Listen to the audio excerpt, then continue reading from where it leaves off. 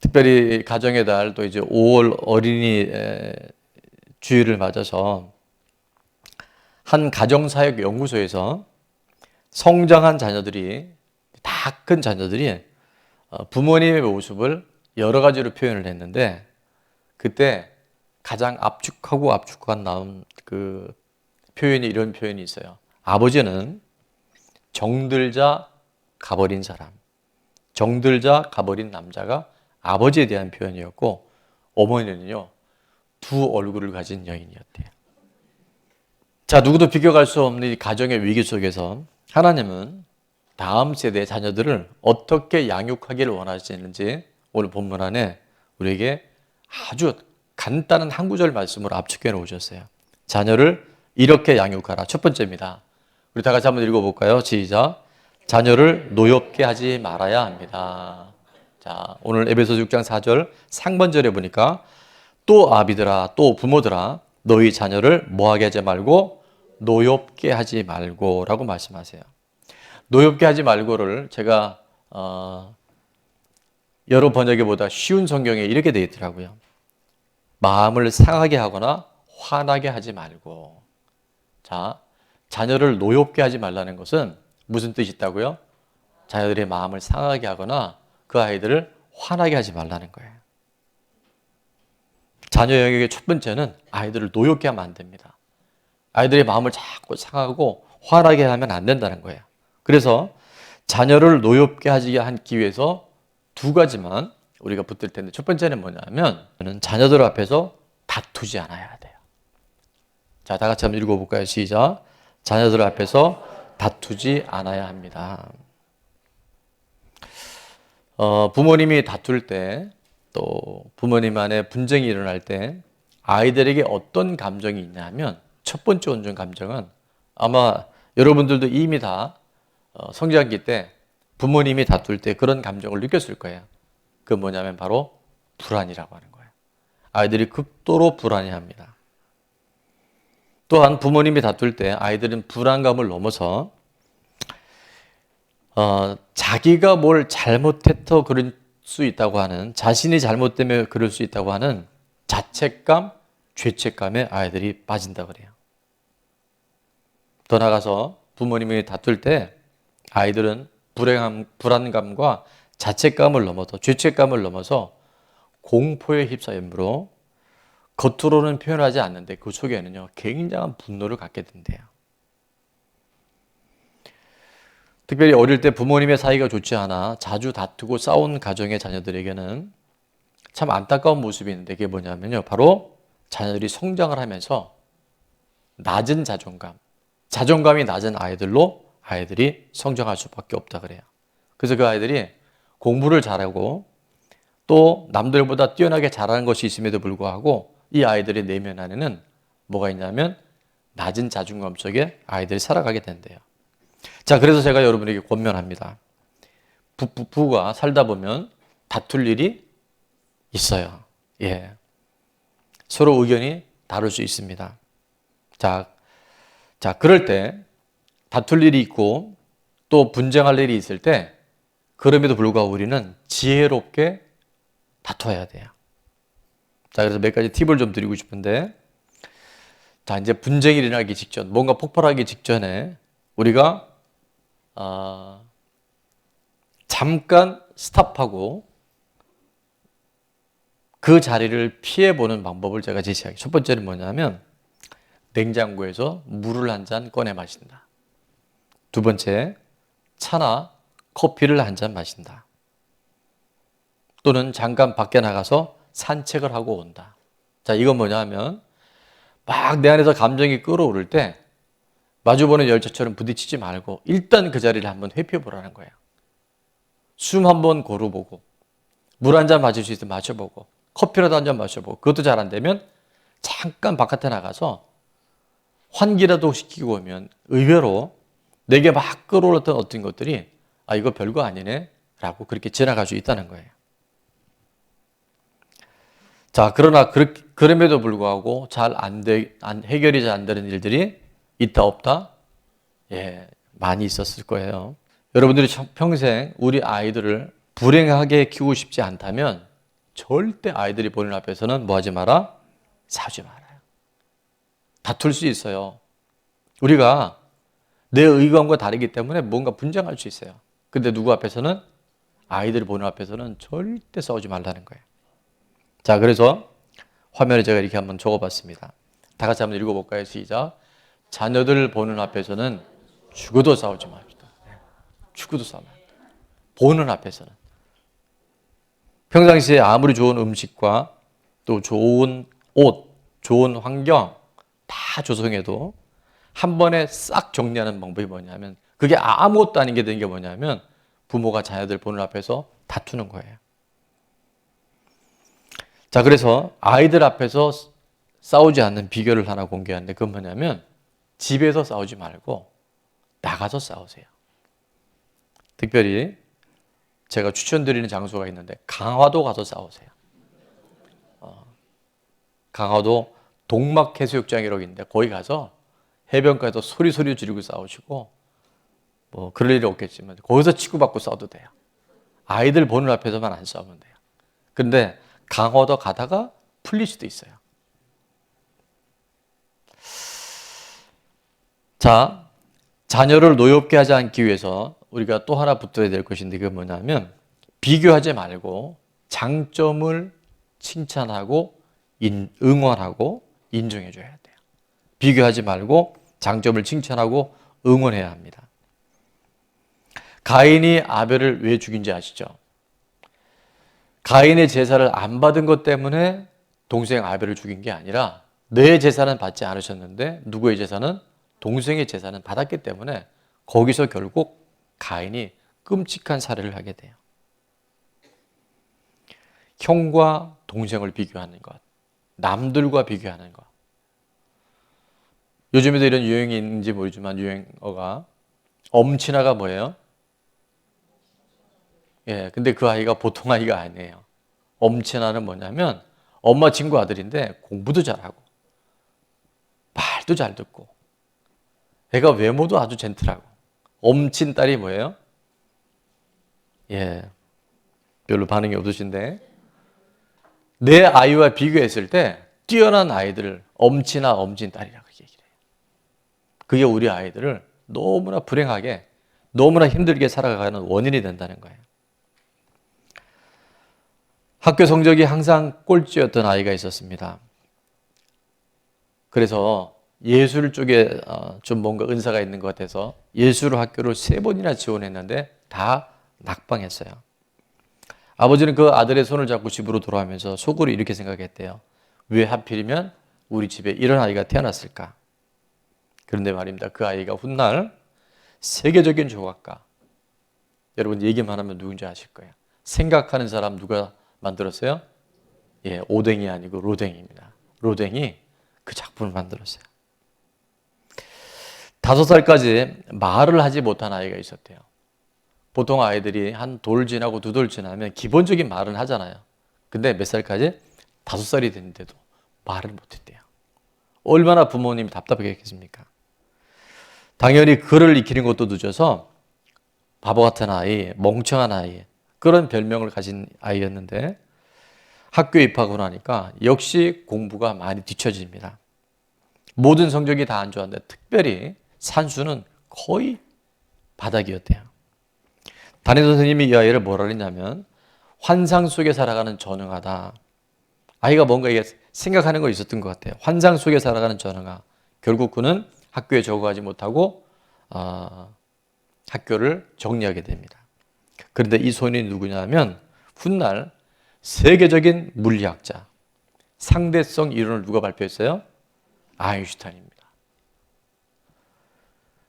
주변에서는 환상 속에 살아가는 전응하다, 부적응하다 이렇게 얘기를 했는데, 그가 인류 역사를 새롭게, 이 물리학의 새로운 지평을 열은 위대한 아인슈타인 될 줄은 아무도 몰랐어요. 또 한 서는 이야기를 더 할까요? 1 더하기 1이 왜 꼭 2가 되어야 되느냐? 여러분 1 더하기 1이 2가 맞죠? 거기에 대해서 의문을 가져본 분들이 있으세요 혹시? 근데 왜 1 더하기 1이 꼭 2가 되어야 되느냐고 반문한 아이가 있고요. 근데 이 아이가 어느 날 자기가 오리 새끼를 낳아 보겠다고 하루 종일 오리알을 품고 있었던 소년이 있었어요. 담임 선생님이 이 아이를 문제아라고 판단하고 13살에 결국 학교를 그만두게 됩니다. 근데 이 아이가 바로 누구냐면 그 유명한 발명왕 토마스 에디슨이었어요. 만약에 이 아이들의 부모님이 다른 아이들과 내 자녀를 비교했다고 한다면 오늘날 생각하는 사람이라는 조각품은 탄생하지 않았을 겁니다. 상대성 원리. 오늘 우리가 문명의 이기를 받고 있는 전기나 여러 가지 발명품들은 뭐 탄생할 수 있었겠지만 이렇게까지 급속한 문명의 발명은 없을 수 있었을 거예요. 비교하지 않는 것이 사실은 어려워요. 근데 우리가 한 가지 기억해야 될 것은 있는 것은 뭐냐면 비록 부모님의 몸을 통해서 이 아이가 태어났지만 이 아이는 내 자녀가 아니라 나를 통해서 보내진 하나님의 자녀라는 것을 우리가 기억해야 합니다. 자, 그래서 자녀는 하나님의 형상대로 빚으신 하나님의 선물입니다. 우리 다 같이 한번 선포해 볼까요? 시작. 자녀는 하나님의 형상대로 빚으신 하나님의 선물입니다. 우리 자녀 안에 내 몸으로 낳지만 내 자녀가 아니라 하나님이 보내신 하나님의 형상대로 빚어주신 하나님의 선물이라는 것을 우리가 기억하기 시작할 때 그 아이를 대하는 태도와 그 아이를 보는 눈들이 달라지게 될 줄로 믿습니다. 우리 자녀 안에 하나님의 어떤 형상들이 있을까? 우리 아이의 장점이 무엇이며 이 아이만이 갖고 있는 은사가 무엇인가? 그것을 잘 찾아서 칭찬하고 인정해 줄 때 제2의 제3의 아인슈타인이 탄생되고요. 제2의 제3의 에디슨이 탄생되게 될 줄로 믿습니다. 자, 자녀를 이렇게 양육하라. 두 번째는 뭐냐 하면 에베소서 6장 4절 하반절에 나와 있는 것처럼 주의 교훈과 훈계로 양육해야 합니다.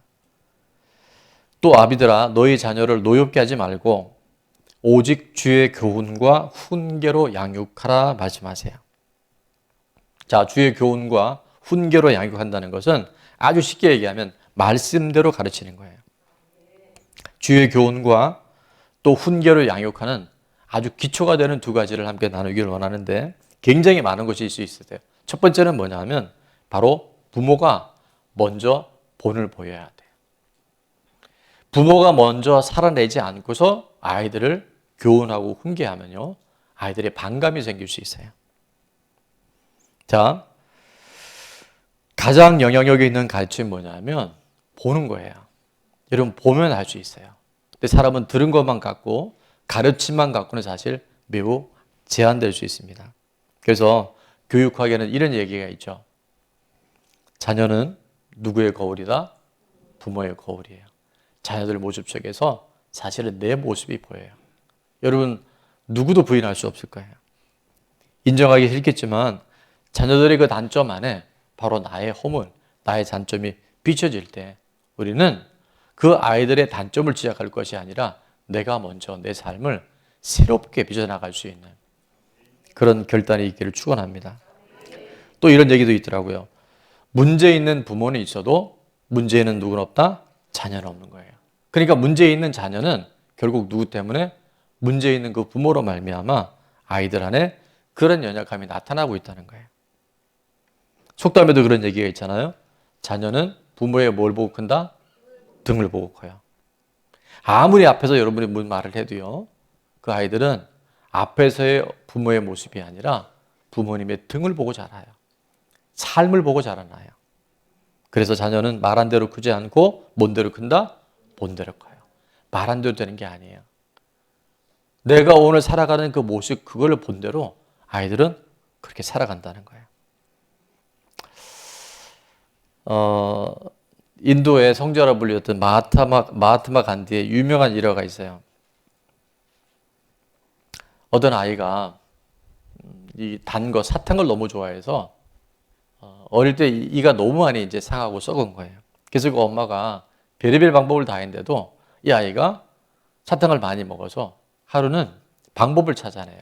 이 아이가 간디 선생님을 되게 좋아했기 때문에 이 아이를 마하트마 간디 선생님에게 찾아가서 부탁을 해요. 선생님 이만저만 해서 이 아이가 이가 다 썩었는데도 계속해서 이렇게 사탕을 먹습니다.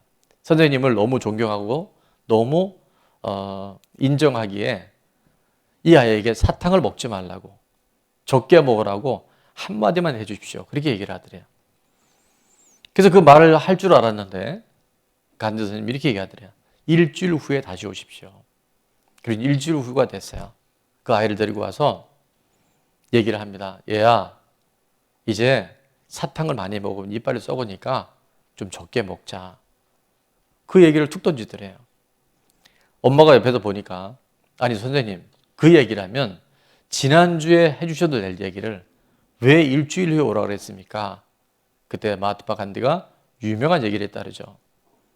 사실은 지난주까지도 저도 사탕을 너무 좋아했었거든요. 여러분, 사탕 먹지 말라고 하는 얘기는 어렵지 않아요. 그런데 내가 사탕을 먹으면서 그 이야기를 할 때는 그 이야기가 별로 힘이 없어요.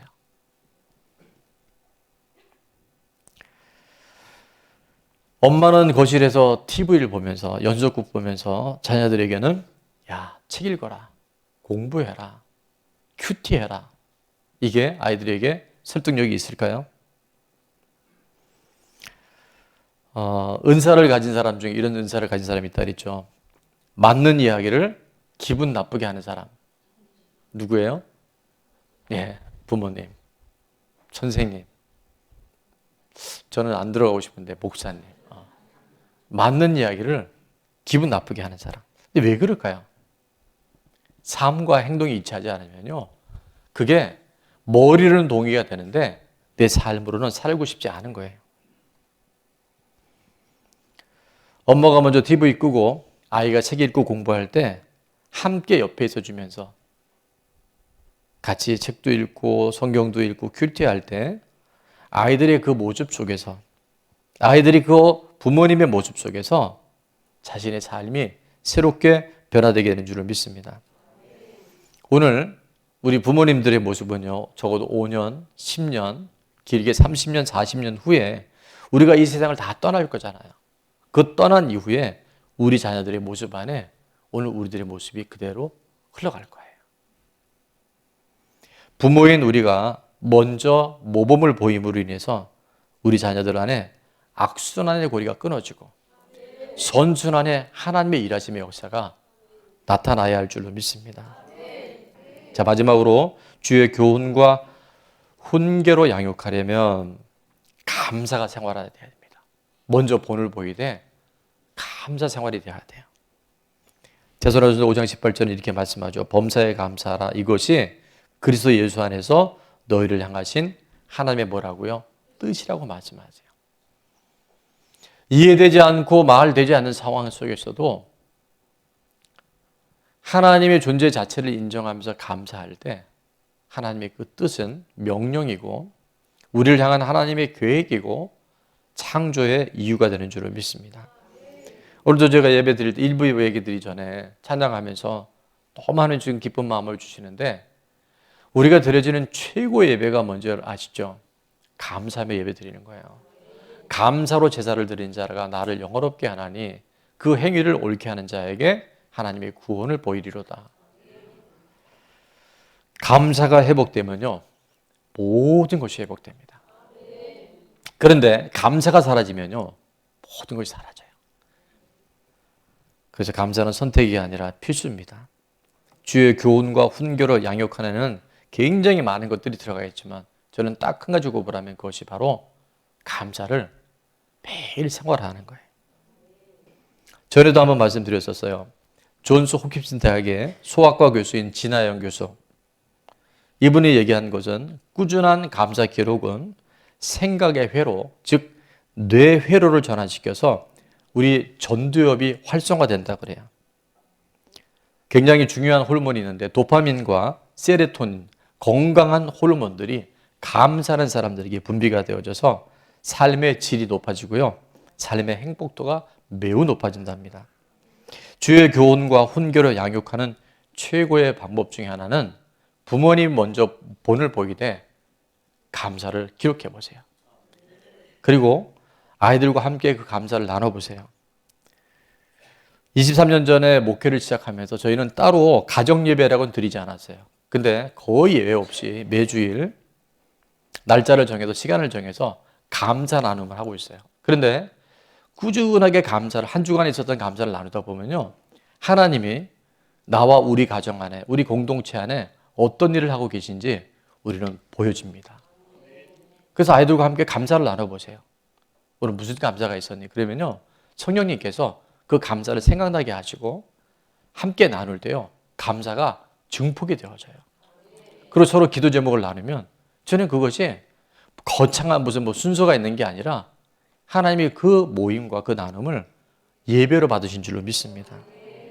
감사가 없을 때는 만족하지 못했던 삶이 감사를 기록하면서 전혀 다른, 전에는 당연한 줄 알았던 모든 것들이요, 새롭게 보여지는 그런 놀라운 영역들이 분명히 열려지게 될 줄로 믿습니다.